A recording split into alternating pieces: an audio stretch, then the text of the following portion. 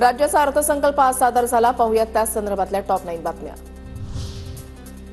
लाडकी बहीण योजनेसाठी 36,000 कोटींची तरतूद, 24 लाख महिलांना लखपती दीदी बनवणार, अजित पवारांची घोषणा।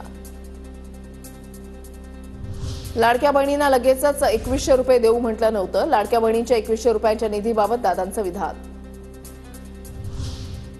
लाडक्या बहिणींपेक्षा लाडक्या कॉन्ट्रॅक्टर्सकडे सरकारचं लक्ष, कॉन्ट्रॅक्टरनी संपूर्ण अर्थसंकल्प गिळला, महाराष्ट्र खड्ड्यामध्ये घालण्याचे काम सुरू, उद्धव ठाकरेंची टीका।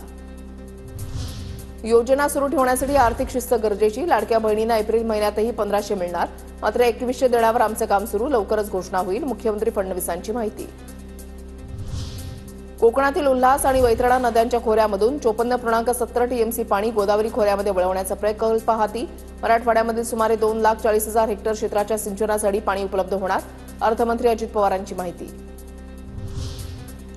वैनगंगा नळगंगा नदीजोड प्रकल्पाला तत्वतः मान्यता, अंदाजित 88,547 कोटींचा निधी, तर नार पार गिरणा नदीजोड प्रकल्पाद्वारे नाशिक जळगाव जिल्ह्यातील 49,516 हेक्टर क्षेत्राला सिंचनाचा लाभ होणार, अजित पवारांचं वक्तव्य। मुख्यमंत्री ग्राम सडक योजनेच्या पहिल्या टप्प्याचं काम पूर्ण, दुसऱ्या टप्प्यामध्ये 9,610 किलोमीटर लांबीच्या रस्त्यांचा दर्जा सुधारणार, दुसऱ्या टप्प्यामध्ये अतिरिक्त 7,000 किलोमीटर रस्त्यांचं काँक्रिटीकरण केलं जाणार, अजित पवारांची माहिती।